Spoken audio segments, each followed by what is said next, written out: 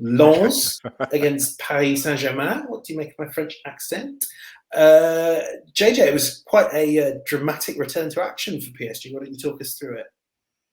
Loving the French accent first and foremost. And, unfortunately, you guys have drawn the short straw because, when you get me on Lens, it's going to be like an hour of French footballing goodness. I'm sure that Des can probably clip up an entire compilation on me chatting about Lens. So I'll try and keep it brief on them. Obviously, with Lens in action later today, we're recording on the Thursday. We don't know exactly what situation they'll be in going into this one. It will definitely be a top of the top two in Ligue 1 clash between them and PSG on New Year's Day. But PSG, left it late against Strasbourg to get the win. Kylian Mbappe picking up where he left off in the World Cup, scoring a penalty late on, dramatic fashion to win the 3 points. PSG pretty underwhelming. Neymar getting sent off, 2 quick fire bookings, the second one for diving, so there was plenty of acrimony at Parc des Princes, but a lot of public support for Kylian Mbappe, and I think we'll see that over the coming weeks as well, when PSG are going to places like Lens. But this will definitely be, I think, the sternest test of PSG's unbeaten season so far. But on the topic of French talent, can I just dive in there? Sorry. Go for it. I'm very intrigued when you said sort of saying the public support for Mbappe. How much is his standing in France, maybe the wider country beyond just PSG, how much has that changed just based on the final? Because it was one of the greatest individual 10 minutes we've ever seen. Yeah, I think a lot of people have come around to the fact. I think first thing I will say is, Mbappe used up a lot of credit in dragging out those links with Real Madrid and then opting to extend with PSG. I think he undid a lot of, I wouldn't necessarily call it the damage, but, a lot of the impatience that had perhaps built up, from some people towards him. And I think he actually won a bit of respect, not only in showing that, he could stand up and be counted when needed to for his country, but also because, he then showed when he came back, from international duty, he didn't want to sort of wallow in his sadness for a couple of weeks. He got straight back to it with PSG. And I think it's at that moment, people realized what they'd been realizing throughout the World Cup, and that this is a very mature version of Kylian Mbappe now, certainly a more mature version than the one we saw at the Euros a year ago. And, somebody who, has finally started to earn the respect, of a lot of, French football fans, not just PSG's, but, sort of across the country as well, given what he managed to achieve, for his country, in a squad that wasn't at the end of the day expected to get back to the final. Yes, they were defending champions, but no one really had them pegged, to get as far as they did. Interesting question coming in from Rafa Cardenas, who's the most popular French player amongst the French people. I think Griezmann is a strong candidate for that. He's kind of seen as like the no, but his sort of his decision to leave Atleti for Barcelona seems a long way in the past, and he's somebody who generally tends to reserve his best performances for the French national team. So I'd say that he's definitely sort of one of the more popular players. I think the player who's probably the most universally liked from the World Cup that nobody has a bad word to say about is Olivier Giroud. I think he is pretty much the most unanimous alongside Kylian Mbappe in terms of the regular starters. But it's an interesting time because obviously there was that huge outpouring of excitement celebration when they won in 2018, and then everything sort of stagnated a little bit, and the French public got fed up with the national team. But now, since they actually sort of showed that hunger again, that desire, and went on that run to the final, yes, there has been sort of some excuses proffered, like a bad performance from the referee, that sort of thing. But generally, there has actually been great appreciation for the French national team, the players who were in the squad, Didier Deschamps as well, for what they managed to do. I wouldn't say against the odds in Qatar, but they certainly weren't expected to go as far as they do. And before I finish on the French talent I was about to touch upon, we're already celebrating, Kylian Mbappe getting back amongst the goals. Now, do we have Kylian Mbappe's heir apparent who's just made his name on the Ligue 1 scene? We have 17-year-old Elise Ben Seguir, who scored twice for Monaco in their 3-2 win away at Auxerre.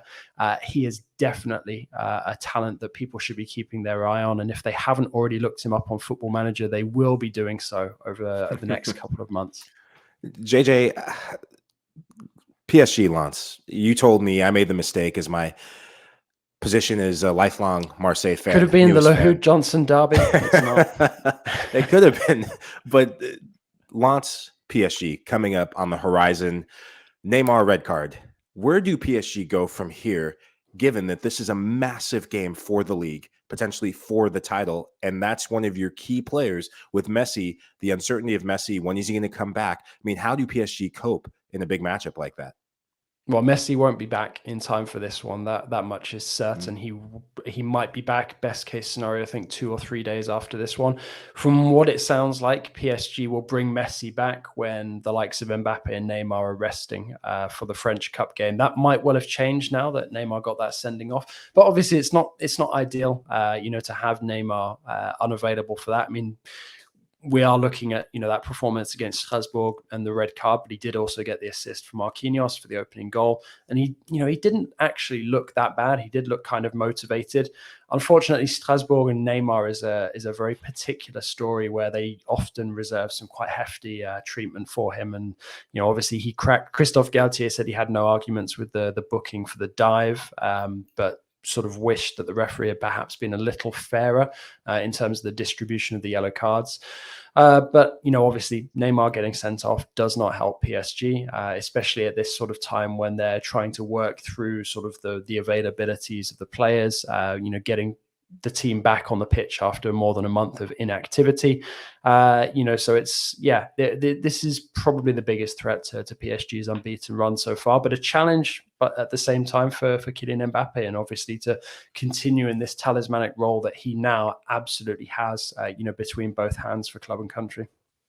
It's very strange, JJ. I have to say, you're talking about Lionel Messi coming back for. I mean, I love the French Cup. It's got that wonderful sense of randomness to it, and like you say, it even outperforms the FA Cup when it comes to slightly bizarre giant killings. But the idea that Lionel Messi, the greatest player that ever was, might be coming back to play against whoever it may be, it's very weird. I mean, literally Saudi owned Châteauroux in the third tier.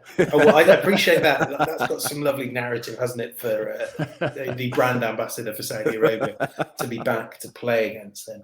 But I mean, my view on this was always that, if I had ever got to Lionel Messi's position in anything I was doing in life, when that moment came, the peak, the moment when you've achieved everything else, that's when I would retire.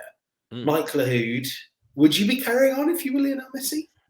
Yeah, I definitely would. I think this would be a different conversation had the World Cup been when it normally is in the summer. I think that retirement question becomes a bit more of a realistic topic. But this guy is still playing, and he's having a rejuvenated season. He's back to being some of his best, fighting against father time in ways that we're not seeing from the likes of Cristiano Ronaldo and other older players. And when you win a World Cup like that, sometimes as a world superstar, it just whets your appetite. It creates that hunger. It creates that fire in your belly that you may have been thinking differently heading into the year. I think he will want to continue to play for as long as he can. Yeah, I mean, I don't disagree with that, especially when you consider that, if we're talking about a Ronaldo and Messi, and, I don't want to keep bringing it back to that eternal battle between the two of them, but, Messi is still performing at the highest level, whether that's in the Champions League, whether that's in the World Cup, whereas, Ronaldo hasn't been for a while. And, I think for Messi as well, in his situation with PSG at this moment in time, he could actually sign off with, landing PSG their first ever Champions League title. That's not impossible this season. Whether I'd rank them amongst the favorites right now, that's a whole other debate. But, there are still things that Messi can achieve. And I think as well, if Messi is really thinking about sort of, continuing his career for another couple of years, he's probably got an element of, sort of planning to do in order to make sure that he gets in all of the different experiences that he wants to have before finally calling it a day. And if some of those rumors that he actually will play on and feature at the 2026 World Cup as, a defending champion member of the Argentina squad, then I guess it's in his best interest to continue in Europe for a little while longer.